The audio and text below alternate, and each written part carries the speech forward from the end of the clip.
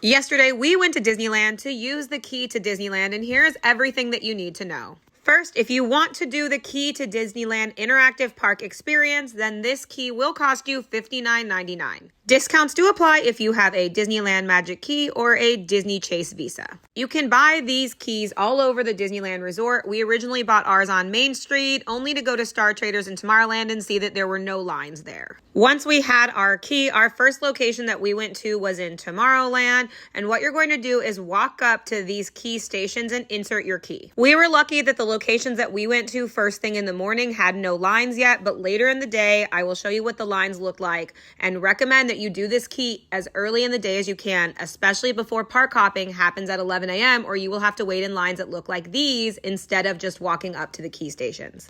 And while we were there on the first day, the key also sold out, but I actually think that Disney stopped sales on their own because these lines were so out of control, so get your key as early in the day as possible. The key will light up and make sounds whether or not you are at a key station. There are two buttons on the back side of the D handle. One is for lights and one is for sounds. When we first pushed these buttons before we had gone to a key station, our key did light up and we heard Walt give the opening day Disneyland speech. And the sounds and lights change as you walk around to the different locations. And you will need to slide this switch on the back of the key to turn your key on. Once your key is turned on, you're going to head to all 9 lands inside Disneyland and collect park icons on your key. Make sure the park icon shows up before you leave each land. If the park icon does not show up, hold the button on the back of the D and insert the key into the key station a second time. You will need all 9 icons to be on the key in order to get your pin. Each icon will represent the land that you are in when you insert the key. For example, in Tomorrowland, the icon was Space Mountain. And each time you unlock a new park icon, you also unlock a new sound. For example, in Tomorrowland, you'll hear the Space Mountain soundtrack. Each of these stations also has multiple different effects, like Frontierland, where the stagecoach pictures change,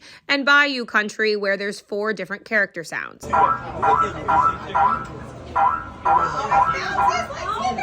And the last thing you need to know is that once you have finished all 9 lands, you are going to head to the very front of Disneyland to go to the finale topiary in order to get your pin. You will need to have all 9 of these park icons showing on the side of your key in order to take your key to the finale topiary that's located in the front of the park. Once you are at the topiary, you will insert your key, and out of the side of your key, there will be a secret pin that pops out of a hidden compartment. You can get one of 9 different pins with this key. Our son Phoenix got really lucky and got his top choice, which was the Walt and Mickey pin. But if you do not like the pin that you got, you can actually take it to Tomorrowland, where there is a trading station for these types of pins specifically.